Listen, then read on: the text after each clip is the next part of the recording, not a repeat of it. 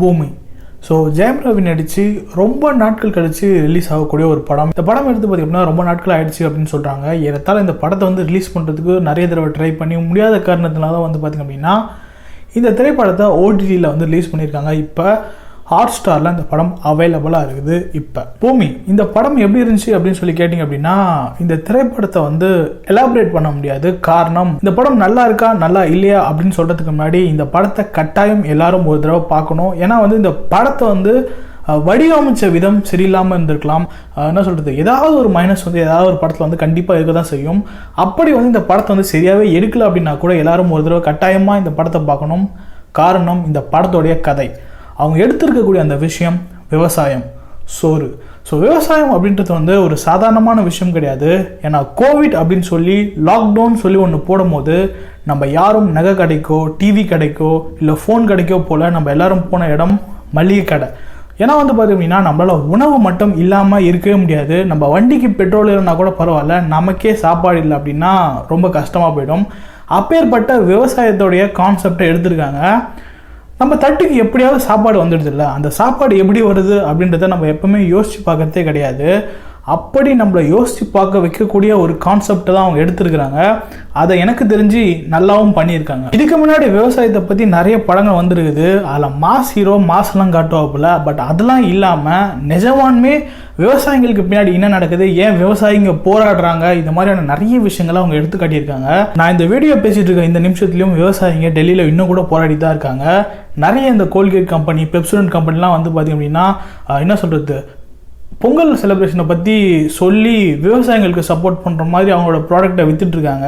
ஆனால் விவசாயிங்க நிஜமானுமே அங்கே போராடும் போது யாரும் போய் அங்கே காப்பாற்றலை அப்படின்னு தான் உண்மை. சரி, படம் எப்படிடா இருந்துச்சு அப்படிதானே கேட்குறேன். ஒவ்வொரு விஷயத்தையும் ஒரு தண்ணி உரியறதுலேருந்து ஒரு ஒரு ஒரு இடத்துல வந்து ஏன் வந்து தண்ணி ஜாஸ்தி தேவைப்படுது, எதனால் வந்து பார்த்திங்கன்னா ஒரு என்ன சொல்கிறது, ஒரு மரபணு மாற்றப்பட்ட ஒரு விதையை போட்டால் எவ்வளோ தண்ணி செலவாகுதுன்றது முதல் கொண்டு எக்கச்சக்கமான விஷயங்கள்லாம் இந்த படத்தை வந்து எலாபரேட் பண்ணியிருக்காங்க. அதாவது பார்த்திங்கன்னா இந்த படத்தோட ஹீரோ வந்து பார்த்திங்க அப்படின்னா விண்வெளிக்கெல்லாம் போயிட்டு வந்தக்கூடிய ஒரு ஆள் அப்படின்னு வச்சிங்கன்னா, விண்வெளி வீரர் அப்படின்னு வச்சிங்கன்னா, அங்கேயும் போய் விவசாயம்லாம் அவர் பண்ணுறாரு. ஸோ அப்பேற்பட்ட ஒரு ஆள் வந்து பார்த்திங்க அப்படின்னா விவசாயத்தை பற்றி நிறைய விஷயங்கள் வந்து இந்த படத்தில் வந்து நம்மளுக்கு சொல்லித்தராங்க. எக்கச்சக்கமான விஷயங்கள், நம்மளுக்கு நிறைய விஷயங்கள் ஆல்ரெடி முன்னாடி தெரியும் அப்படின்னா கூட அதை திருப்பியுமே தெரிஞ்சுக்கிற ஒரு ஆப்பர்ச்சுனிட்டியை வந்து நம்மளுக்கு இந்த படம் ஏற்படுத்தி கொடுக்குது அப்படின்னே சொல்லலாம். எனக்கு தெரிஞ்சு பொங்கலுக்கு ரொம்ப ஏற்ற ஒரு படம், அதுவும் விவசாயிகள் சொல்லி தான். அதாவது பொங்கல் அப்படின்ற இந்த பண்டிகை விவசாயிகளுக்காக தான்.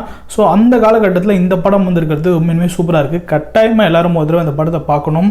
அப்போ மட்டும்தான் நம்ம தட்டுக்கு ஒரு சாப்பாடு வரத்துக்கு ஒரு விவசாயி அங்கே எவ்வளோ கஷ்டப்படுறான் அப்படின்ற விஷயம் நம்ம எல்லாருக்குமே தெரியும்.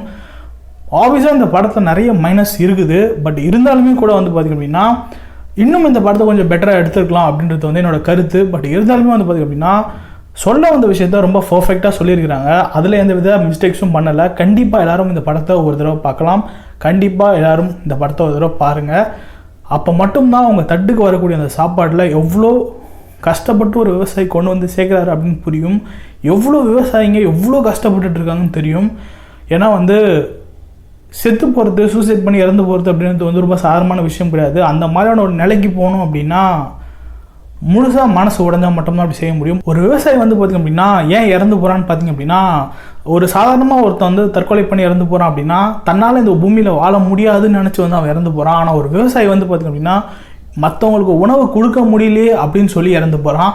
அவனுக்கும் அம்மாவுக்கும் ரொம்ப பெரிய வித்தியாசம் கிடையாது. ஏன்னா வந்து பார்த்திங்கன்னா ஒரு அம்மா ஒரு குழந்தைய பெற்றெடுக்கிறது எவ்வளோ கஷ்டமோ அவ்வளோ கஷ்டம் ஒரு விவசாயி எந்த ஒரு பொருளாக இருந்தாலும் சரி, தக்காளியாக இருக்கட்டும், காய்கறியாக இருக்கட்டும், அரிசியாக இருக்கட்டும், பருப்பாக இருக்கட்டும், எதாக இருந்தாலும் சரி, அதை உற்பத்தி பண்ணி அதை மார்க்கெட்டுக்கு கொண்டு போய் விற்கிற வரைக்கும் அவன் படுற கஷ்டம் என்ன அப்படின்றது வந்து ஒரு படத்தில் சொல்லி மாளாது. அட்லீஸ்ட் கொஞ்சமாவது இந்த படத்தை பார்த்து அதை தெரிஞ்சுக்கிங்க. அதுக்காக இந்த படத்தை எல்லாரும் கண்டிப்பாக பாருங்கள். ஆப்வியஸாக வந்து பார்த்திங்க அப்படின்னா ஜெயம் ரவி வந்து பார்த்திங்க அப்படின்னா இந்த பேராண்மைன்னு சொல்லி ஒரு படம் ஒன்று நடிச்சிருப்பார்.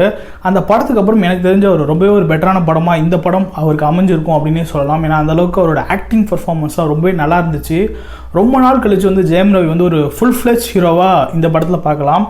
மாஸ் எல்லாம் விட்டுட்டு அதெல்லாம் தாண்டி விவசாயத்தை பற்றி மட்டுமே ஒரு பேசிக்கான ஒரு விஷயத்தை, அதுவும் நிறைய உண்மைகளை எடுத்து சொல்கிறது வந்து ரொம்பவே பெரிய விஷயம்.